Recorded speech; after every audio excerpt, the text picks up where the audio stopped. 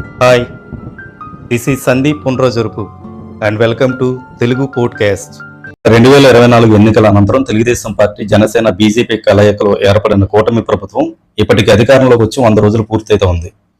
ఈ 100 రోజుల పరిపాలనలో కూటమి ప్రభుత్వం పాలనాపరమైన అంశాల మీద కంటే కూడా వైఎస్ఆర్ కాంగ్రెస్ పార్టీ నాయకులపైన, కార్యకర్తలపైన కేసులు పెట్టడం, కక్షపూరిత రాజకీయాలు చేయడం మీద దృష్టి సారించింది తప్ప పాలనాపరమైన అంశాల మీద దృష్టి సారించలేకపోయింది. ఎన్నికలకు ముందు ఇచ్చిన హామీలు నెరవేర్చడంలో కూడా వైఫల్యం చెందింది అనేది రాజకీయ విశ్లేషకులు, పరిశీలకుల మాట.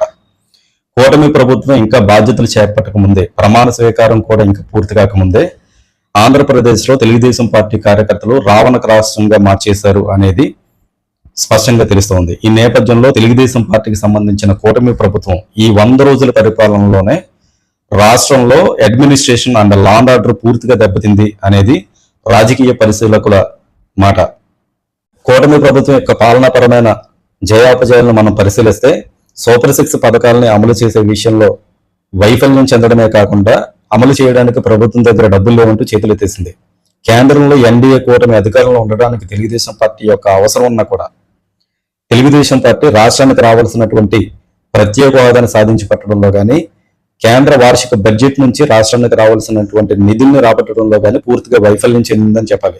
ఇక నంద్యాల జిల్లా మొచ్చుమర్రు బాలిక అఘాయిత్యం విషయానికి వస్తే నిందితులను కనుగొనడంలో కానీ, బాలిక యొక్క మృతదేహాన్ని తల్లిదండ్రులకు అప్పచెప్పడంలో కానీ లా అండ్ ఆర్డర్ పూర్తిగా దెబ్బతిందని చెప్పాలి.